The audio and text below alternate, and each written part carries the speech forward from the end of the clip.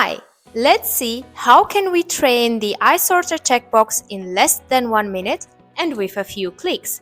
For this, we will need one good part. We place it on the conveyor belt, we go to the EyeSorter checkbox display, we press the training button one more time, and now we start the conveyor belt.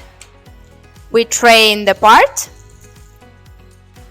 and now we check if the part was scanned correctly. For us, yes. Then we press OK.